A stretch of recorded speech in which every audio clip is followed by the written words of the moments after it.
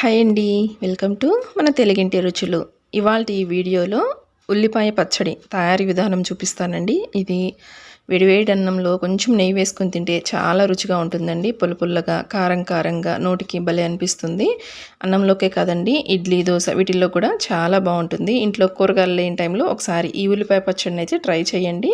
నోటికి కమ్మగా అనిపిస్తుంది. ఇక ప్రాసెస్ ఏంటో చూసేద్దాం.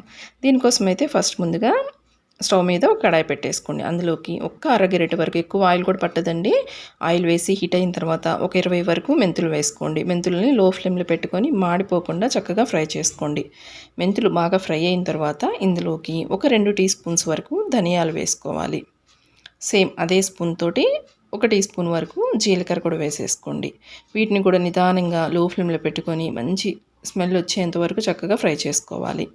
ఇవి ఒక 20 సెకండ్స్లో మనం స్టవ్ ఆఫ్ చేస్తామనగా ఇందులోకి ఒక పావు టీ స్పూన్ వరకు ఆవాలు వేసుకోండి. ఆవాలు వేయడానికి పెద్దగా టైం పట్టదండి, ఇమీడియట్గా వేగిపోతాయి. సో లాస్ట్లో వేసేసుకోండి ఆవాలు. ఇలా ఆవాలు వేసిన తర్వాత ఒక 10-20 సెకండ్లు అలా ఉంచేసి స్టవ్ ఆఫ్ చేసేయండి. వీటిని ఇప్పుడు వేరే ఒక బౌల్లోకి తీసేసుకొని పక్కన పెట్టేసుకుందాము.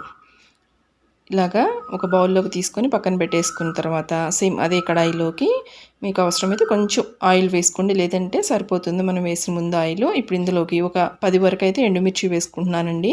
మీరు తినే కారాన్ని బట్టి వేసుకోండి. కొన్ని ఎండుమిర్చి అయితే బాగా కారం ఉంటాయి, కొన్ని తక్కువ ఉంటాయి కదా. సో కారాన్ని బట్టి అయితే ఎండుమిర్చి వేసేసుకొని లో ఫ్లేమ్లో వీటిని కూడా ఫ్రై చేసుకోండి. లాస్ట్లో ఈ విధంగా ఒక 5-6 ఈనెల వరకు కరివేపాకు రెమ్మలు వేసేసుకోండి. కరివేపాకు వేసిన తర్వాత ఒక 10 సెకండ్లు అలా ఉంచేసి లాస్ట్లో ఈ విధంగా ఒక మీడియం సైజు ఉల్లిపాయని ఈ విధంగా పెద్ద పెద్ద ముక్కలుగా కట్ చేసుకున్న ఉల్లిపాయ ముక్కలు వేసేసి ఒక 10 సెకండ్లు అలా ఉంచేసి స్టవ్ ఆఫ్ చేసేయండి. ఆ వేడికి కొంచెం మగ్గుతూయండి ఉల్లిపాయలు.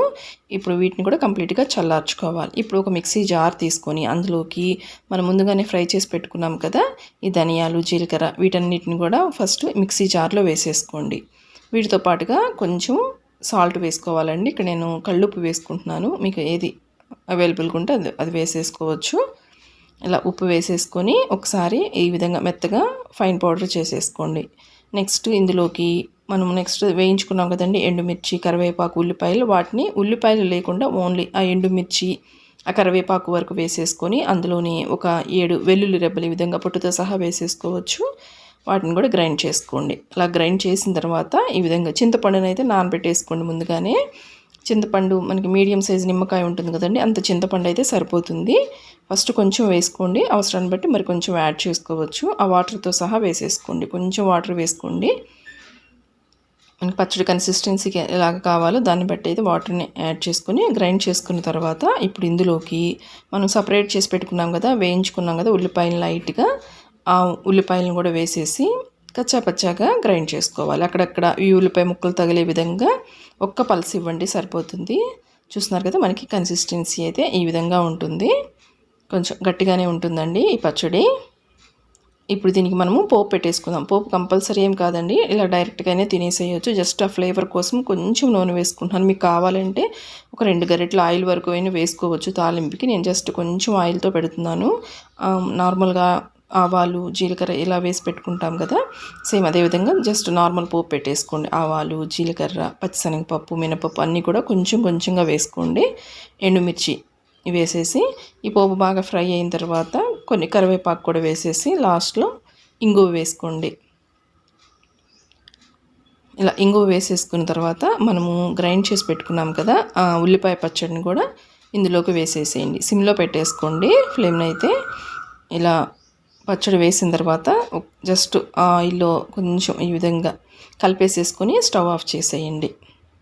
ఇవి ఆల్రెడీ అన్నీ మనం వేయించుకునేయే కాబట్టి ఎక్కువసేపు మనకి పోపులో మగ్గించాల్సిన అవసరం ఉండదండి.